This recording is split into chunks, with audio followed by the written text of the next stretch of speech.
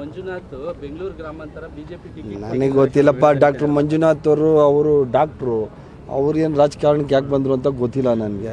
But ಅಲ್ಲಿ ನಾವು D K Suresh ಅವರು ಹೈಯೆಸ್ಟ್ ಲೀಡಿಂಗಾಗಿ ಅಲ್ಲಿ ಗೆಲ್ತೀವಿ, ಇಲ್ಲಿ ಗೆಲ್ತೀವಿ.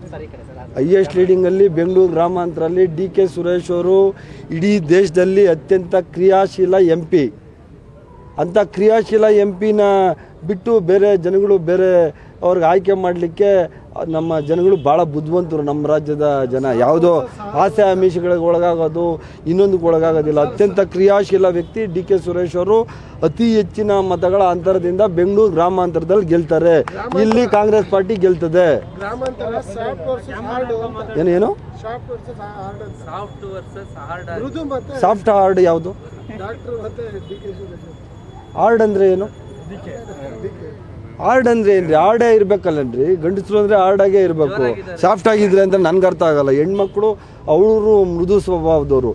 ಕೆಲಸದಲ್ಲಿ ಅಗ್ರೆಸಿವ್ ಇರೋರನ್ನ ಹೃದಯದಲ್ಲಿ ಹೋಗಿ ಬಗ್ಗಿ ನೋಡೋಕ್ಕಾಗ್ತದ? ಡಿ ಕೆ ಸುರೇಶ್ ಅವರು ಅತ್ಯಂತ ಹೃದಯವಂತರು, ಕೆಲಸ ಮಾಡುವಂಥವ್ರು, ಬಡವರ ಪರವಾಗಿ ದೀನದಲಿತರ ಪರವಾಗಿ ಮಿಡಿಯುವಂಥ ಹೃದಯ ಇರೋದು, ಸಾಫ್ಟ್ ನೇಚರ್ಡು.